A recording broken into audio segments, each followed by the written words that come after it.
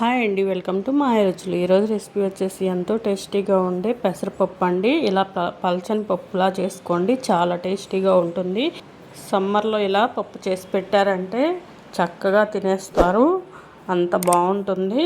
ఇంట్లో చిన్నపిల్లలు ఉన్న వాళ్ళైనా పిల్లలకి ఇలా చేసి పెట్టారంటే చక్కగా తినేస్తారు. ఇంకెందుకు ఆలస్యం, ఈ టేస్టీ రెసిపీ ఎలా చేసుకోవాలో ఈరోజు వీడియోలో చూసేద్దాం. ముందుగా స్టవ్ వెలిగించుకొని ఇలా ఒక ప్యాన్ పెట్టుకొని పెసరపప్పుని ఫ్రై చేసుకోవాలి.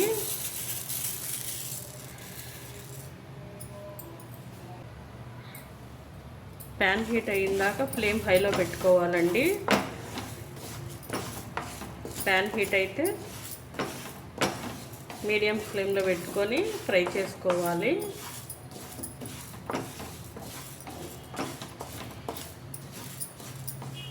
ఇవి ఫ్రై అయితే కమ్మని వాసన వస్తాయండి, మనకు అర్థమైపోతుంది.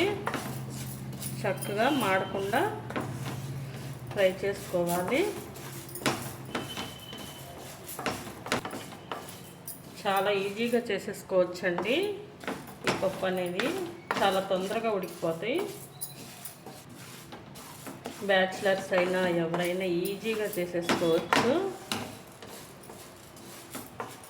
ఎక్కువ ఇంగ్రీడియంట్స్ కూడా ఏమీ వేసుకోవసరం లేదండి, అన్నీ మామూలుగా ఇంట్లో ఉండేవే వేసుకోవాలి.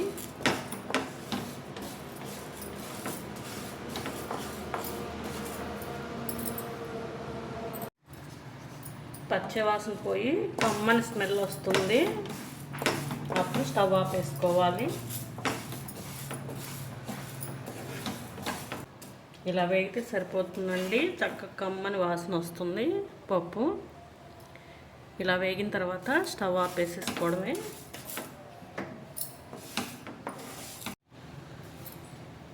పప్పుని ఇలా తీసుకొని ఒక గిన్నెలో పోసుకోవాలి.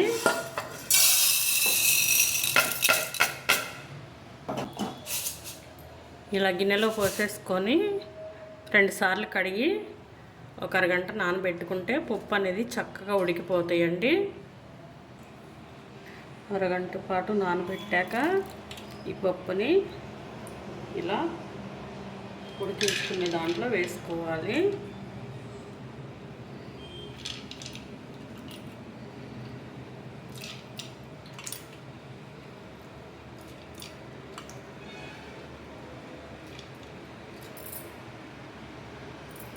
దీనిలో వాటర్ పోసుకొని ఉడికించుకోవాలి.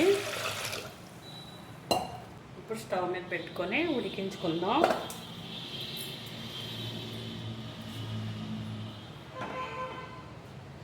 ఇలా స్టవ్ మీద పెట్టుకొని మూత పెట్టుకొని ఉడికించుకోవాలి. దీనిలోకి ఉల్లిపాయ పచ్చిమిర్చి కట్ చేసుకుందాం.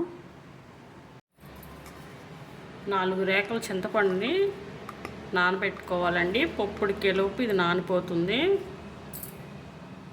ఒకసారి కడిగి ఇలా నానబెట్టుకోవాలి. నానబెట్టుకొని పక్కన పెట్టేసుకుందాం.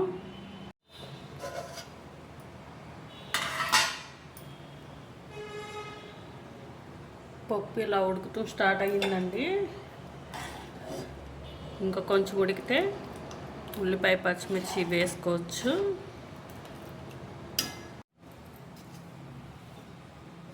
పప్పు ఇలా సగం ఉడికిపోయిందండి. ఇప్పుడు దీనిలోకి ఉల్లిపాయ పచ్చిమిర్చి వేసుకుందాం.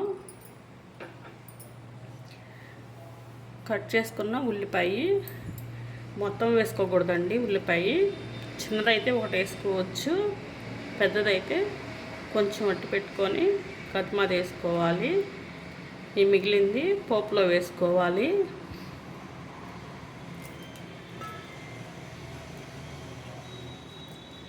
ఇలా వేసుకొని కొంచెం ఉంచుకొని పోపులో వేసుకోవాలి.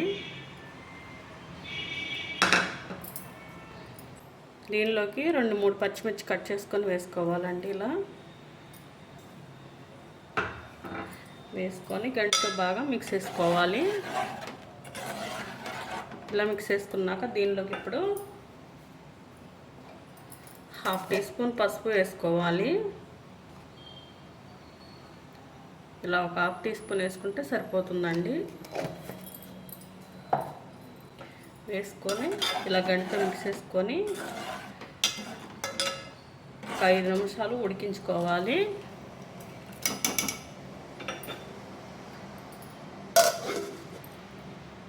ఐదు నిమిషాల తర్వాత 1.5 టీ స్పూన్ కారం వేసుకోవాలి. కారం కూడా వేసుకున్నాక దీనిలోకి నానబెట్టుకున్న చింతపండు కూడా వాటర్తో సహా ఇలా వేసేసుకోండి. వేసుకున్నాక ఇప్పుడు గంటతో ఒకసారి బాగా మిక్స్ చేసుకోవాలి. మిక్స్ చేసుకొని మూత పెట్టుకొని ఉడికించుకోవాలి. పప్పు అనేది చక్కగా ఉడికిపోయి ఉండిద్దండి. చక్కగా ఉడికిపోయింది. ఇప్పుడు పోపు వేసేసుకుందాం. ఈ పప్పుని మెదుపుకోవాలి. నీళ్ళు పంపేసుకొని మెదుపుకొని ఒక గిన్నెలో వేసేసుకొని పోపు వేసుకోవాలి.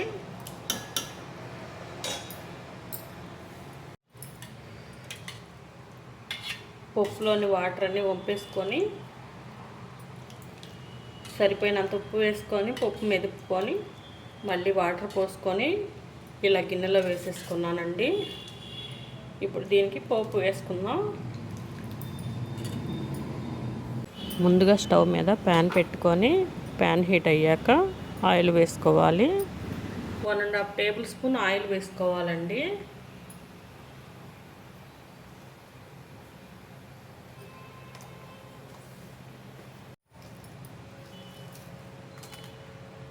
ఆయిల్ హీట్ అయ్యాక పోపు దినుసులు వేసుకోవాలి.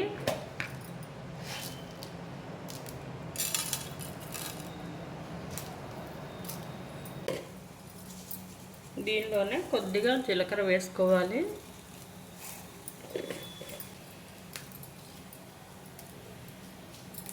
ఎండుమిర్చిని కూడా తుంచుకొని వేసుకోవాలండి.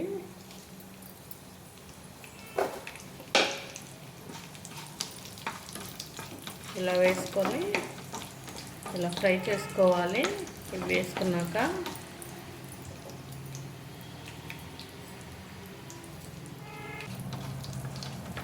ఇవి ఫ్రై అయ్యాక దీనిలోకి ఇందాక మనం పక్కన పెట్టుకున్న ఉల్లిపాయ వేసుకోవాలి. ఇలా ఉల్లిపాయ ముక్కలు కూడా వేసుకొని ఫ్రై చేసుకోవాలి.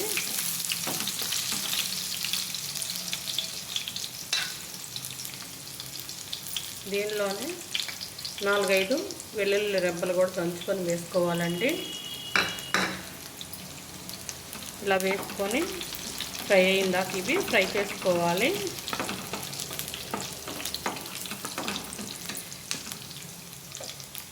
ఇవి ఫ్రై అయ్యాక దీనిలోకి కరివేపాకు కూడా వేసుకోవాలండి.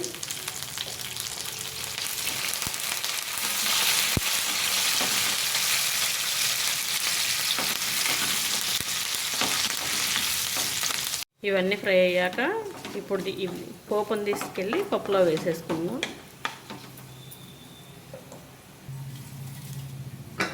ఇప్పుడు పోపుని పప్పులో వేసేసుకోవాలండి.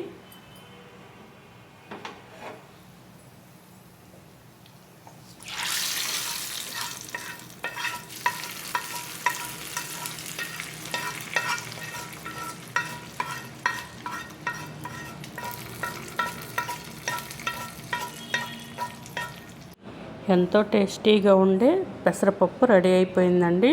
ఇలా పలచటి పప్పులా చేసుకోండి. పిల్లలు పెద్దలు అందరూ ఇష్టంగా తింటారు. సమ్మర్లో ఇలా చేసుకున్నారంటే ఒంటికి చలువ చేస్తుంది.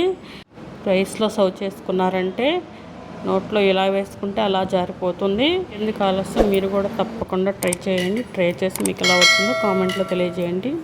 మా ఛానల్ని లైక్, షేర్, సబ్స్క్రైబ్ చేసుకోండి. మీ ఫ్రెండ్స్కి, మీ ఫ్యామిలీ మెంబర్స్కి షేర్